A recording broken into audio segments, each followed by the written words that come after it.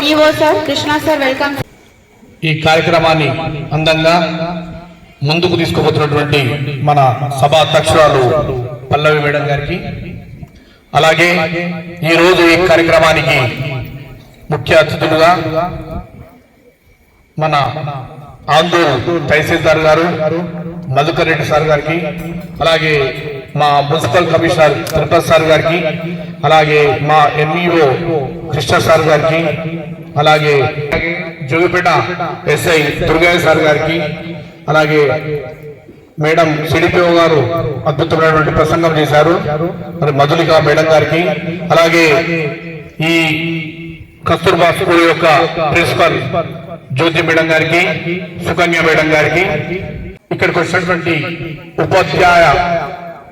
ఉపాధ్యాయులందరికీ, అలాగే నా చిన్నారి చెల్లెళ్ళందరికీ కూడా ఈ రోజు మీకు అందరికి కూడా ఈ కార్యక్రమానికి మమ్మల్ని ఆహ్వానించినందుకు ధన్యవాదాలు తెలియజేస్తున్నాను.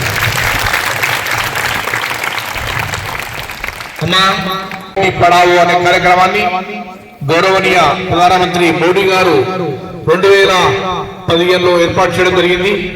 ఈ కార్యక్రమం యొక్క ముఖ్య ఉద్దేశం మీ అందరికీ తెలుసు. ఇక్కడ కూర్చున్నటువంటి అతిరథ మహారాజులందరూ కూడా దాని గురించి అద్భుతంగా ప్రసంగం చెప్పడం జరిగింది. మా తహసీల్దార్ గారు అయితే అద్భుతంగా మీకు అందరికీ అర్థమయ్యేటట్టుగా వివరించడం జరిగింది.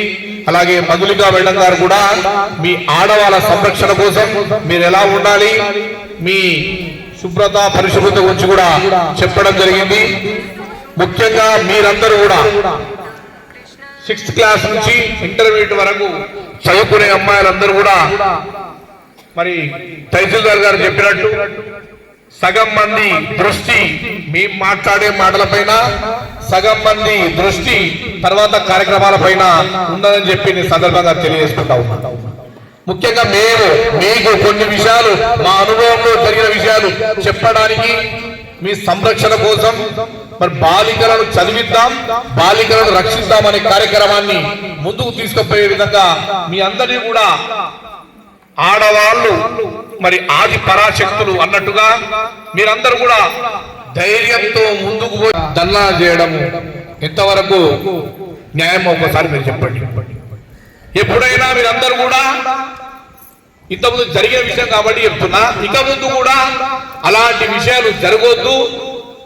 మరి తెలంగాణలో మంచి స్కూళ్లను ఎడ్యుకేషన్ హబ్ గా తయారు చేసినటువంటి మన దామోదర రాజు గారి పేరును ఖరాబ్ చేయొద్దని చెప్పి ఈ సందర్భంగా మీ అందరూ కూడా తెలియజేసుకుంటారు.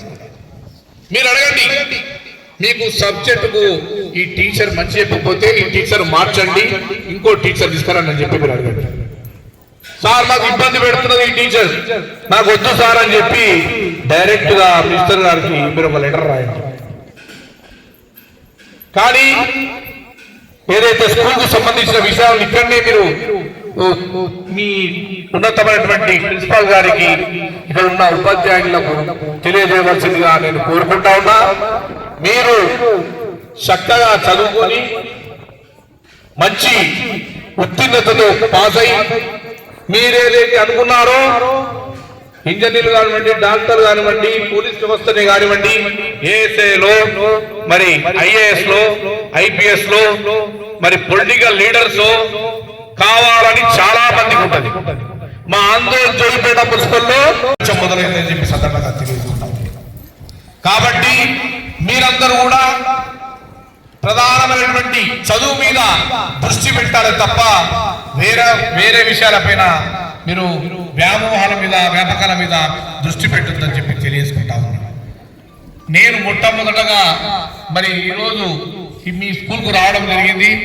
ఇక్కడ మీకు ఏవైనా వసతులు ఉంటే మీకు MRO గారు, తహసీల్దార్ గారు ఇక్కడికి వస్తారు, మా కమిషనర్ గారు ఉంటారు, లేకుంటే మీకు అందుబాటులో ఎల్లప్పుడూ మా జ్యోతి మేడం, మా ఆడపడుచు, మా చుట్టమవుతుంది, మా లక్ష్మణ్ సార్ భార్య, ఆమె వచ్చిన తర్వాత మీకు అద్భుతంగా స్కూల్ నడుస్తా ఉందా లేదా?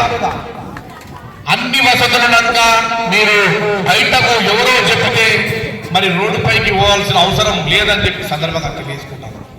మాన్యశ్రీ మన తెలంగాణ వైద్యారోగ్య శాఖ మంత్రివర్యులు దామోదర రాజసింహ గారు మీకు ఇబ్బందికరంగా ఉందని చెప్పి అద్భుతమైన మరి గోడను ప్రహరీ గోడను ఏర్పాటు చేయడం.